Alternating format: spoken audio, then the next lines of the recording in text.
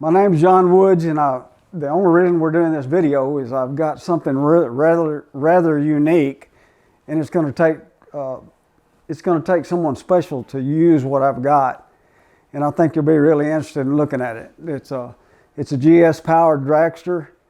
You'll have to be a GS mechanic for this dragster, but I bought this thing about 4 years ago, and I've been working on it, and I've done a lot to it. It's really unique, one of a kind. It was built by 4 people, the chassis was built by Dave Tuttle Race Cars, and it's actually NHRA certified to 7 seconds in a quarter mile. That's how good a chassis this is. The other people involved were Gary Clark, and most everybody knew Gary before he passed away. It's got his alcohol fuel injection turbocharged system on this motor. They built him and Rick Stetson. Rick Stetson was the ball bearing crankshaft man, and him and Gary Clark worked together. But the dragster was built for Herb Beck as a sand dragster, and we started converting it over to the drag strip, and I've got to show you what I've got. When Herb had it, Chad Johnson was the driver. I don't know Chad Johnson, and I never could get a hold of Herb Beck, but I did talk to Rick Stetson, and he told me more about it and how much power it should have, and they had a lot of fun with it.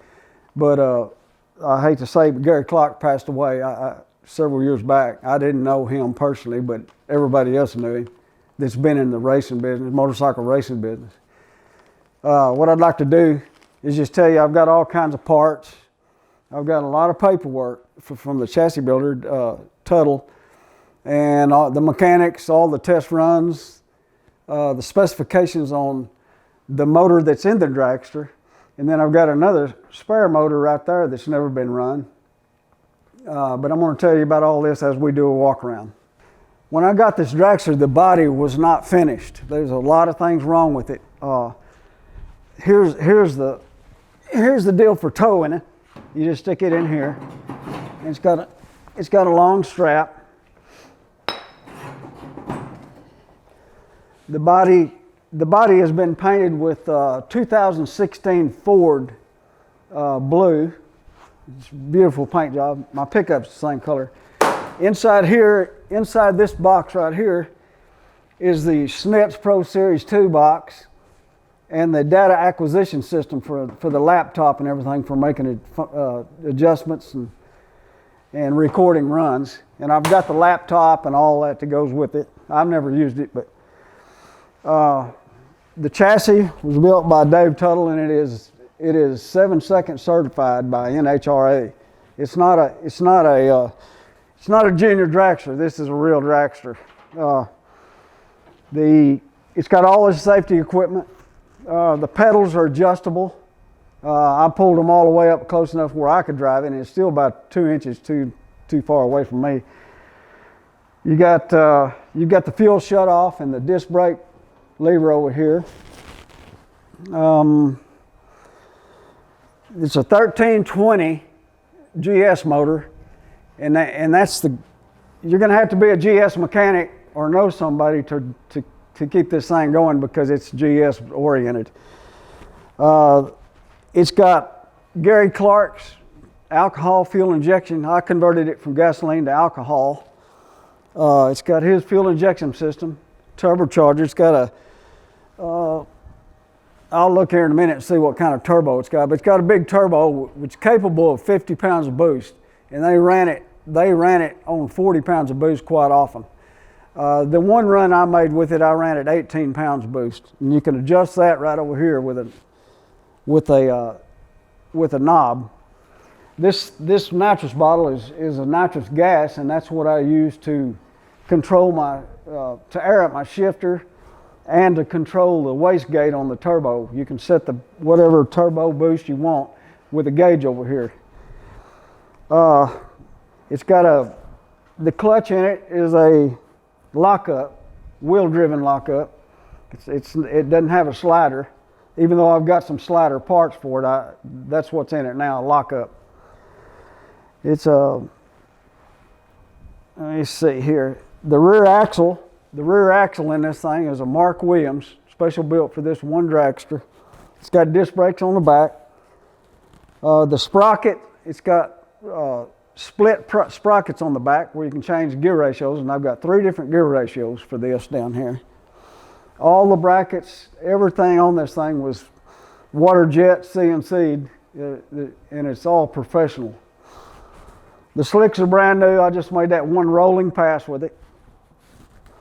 It's got whaled wheels on the front and the back.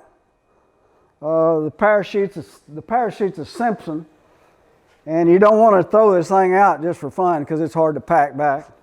Here's your your electrical cutoff, safety cutoff. The battery for the ignition is right back here. What I wanted to show you here, both these motors, I got a spare motor is a 1326. It's got an ITS turbo. I don't know how big it is, but I know it's capable of 50 pounds of boost. They ran it 50 pounds of boost, blew this pipe off, so they cut back to 40 pounds, and that's where they ran it quite often. The guys that had it before me. It was originally a sand dragster. I had to put bigger fuel lines on it for alcohol, build a bigger tank. It's got another tank over there that's controlled with a switch on the steering wheel, and it controls the turbo lubrication. You don't want to contaminate the turbo oil for the bearings, so you run that by itself. The fuel injection pump is behind here, and that was all designed by Gary Clark. When I was getting it running, I called Don at Hillborn Fuel Injection, and he helped me set all the valving up, the springs and the jets and all that. And it runs really good. Makes a lot more power than my bike did with a 1440 Hayabusa motor. The reason I want to sell it is just because I can't do anything with it anymore. I'm 65 years old. My wife doesn't even want me running anything anymore. She's afraid I'm going to get hurt. But I've got way over 25,000 in it. It probably cost about 60,000 to build originally. I'd take $20,000 for it, not a penny less. I've got a ton of extra parts. I've got another $10,000 motor sitting right there. But I just need somebody to take it and pursue the world's fastest motorcycle powered dragster for the Guinness Book of Records, and I know they can do it right now. I just can't do it. I don't even have the money right now because I'm getting older and Social Security. I can't even buy a trailer to take it anywhere now. I took it to some car shows and people love it, but I can't do any more with it. So I just want to find a good home for it, somebody that knows what they're doing, and keep it running.